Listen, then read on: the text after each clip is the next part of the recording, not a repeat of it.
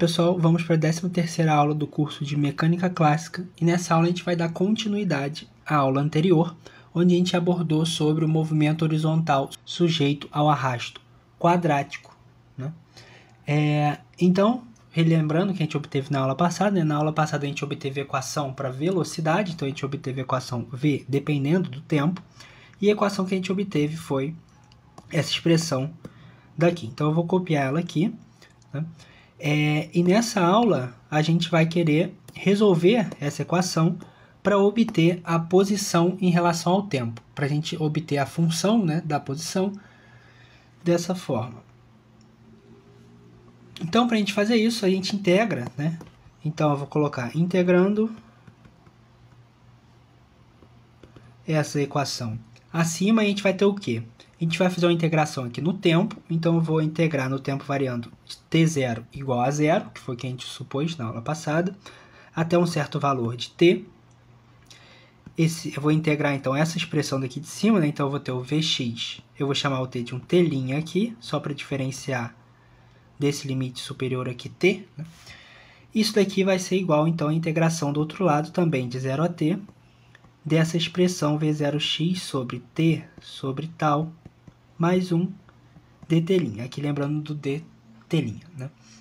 Então, esse lado direito aqui, a gente já sabe o que isso daqui vai dar, né? Lembrando que a velocidade, então essa v de x de t é igual à taxa de variação no tempo da posição. Então, se eu integro isso daqui no tempo, nos implica que isso daqui vai ser justamente a nossa posição avaliado em 0 e t, que vai ser então x de t menos x de t0.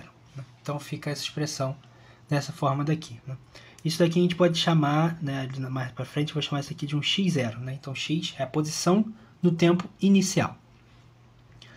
Então a gente precisa calcular agora esse lado direito daqui. Então a expressão que a gente precisa calcular é essa daqui. Eu vou copiar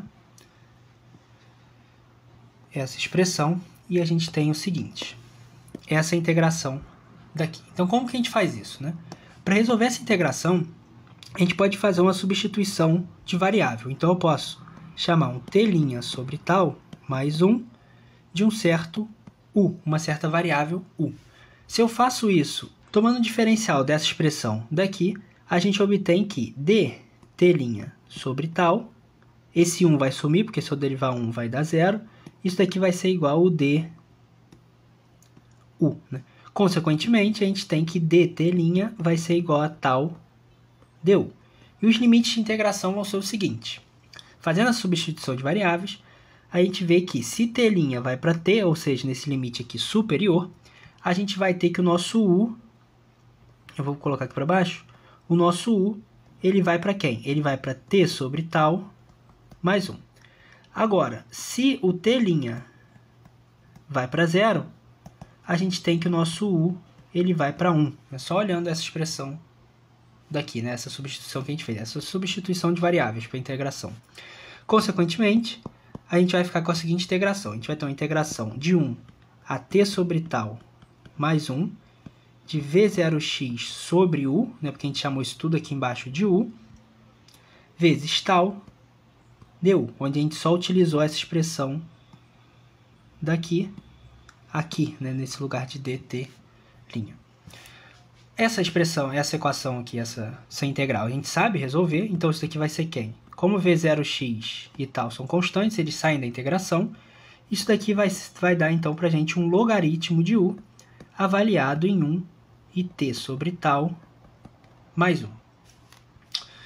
Avaliando, então, nesses limites, a gente vai ter que isso daqui vai ser v0x tal, que multiplica o logaritmo de t sobre tal mais 1, menos o logaritmo de 1, mas a gente lembra que o logaritmo de 1 ele é 0, né? Então o gráfico do logaritmo ele é dessa forma daqui, então ele vem daqui de baixo, e em 1 ele passa exatamente no 0, né? Então esse termo aqui vai ser 0, e a gente vai ficar com v0x vezes tal, logaritmo de t sobre tal mais 1. Então a gente ficou com essa expressão daqui. Consequentemente, né, utilizando essa expressão, então juntando essa expressão daqui, que eu vou chamar de 2, com essa outra expressão daqui, que eu vou chamar de 1. Então, se a gente faz aqui, juntando 1 e 2, a gente vai ter o quê? A gente vai ter que nosso x de t aqui, né, menos x0, mas aqui eu já vou supor que em t igual a 0 a posição é 0, então a gente vai ter só o xt. Isso daqui vai ser justamente igual a esse valor daqui, v0x logaritmo de t sobre tal. Essa expressão aqui, então, é a nossa expressão que a gente quer para a posição. Então, isso daqui é a posição dependente do tempo, né? E essa equação eu vou chamar de uma equação 3. Então, aqui a gente já tem a nossa solução. Vamos analisar, então, o que acontece em alguns valores de t, né? Se o nosso t ele é igual a tal, o que acontece?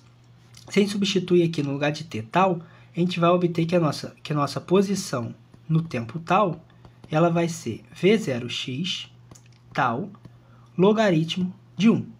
Isso daqui, logaritmo de 2. Logaritmo de 2, né? Porque então vai ficar aqui 1 mais 1, né? Então isso aqui vai dar logaritmo de 2. E logaritmo de 2 é ali aproximadamente 0,69. Então eu vou colocar 0,69 v0x vezes tal. Então essa daqui é a expressão, é a posição dessa partícula num certo tempo tal. Agora, e se o nosso tempo vai para 0 e se o tempo vai para infinito? Então, se o tempo vai para 0, o esperado é que dê posição igual a 0, como a gente impôs, né? Mas se o tempo vai para 0, a gente vê aqui, t indo para 0, a gente vai ter 0, logaritmo de 1, 0, zerou a posição. Então, a posição em t igual a 0 é igual a 0, como esperado, como a gente impôs, né? A gente faz isso para verificar se está tudo bem. E se o tempo vai para infinito, o que acontece? Essa posição de t indo para infinito vai acontecer o quê? O que vai acontecer é, se t vai para infinito, aqui a gente vai ter o logaritmo de infinito.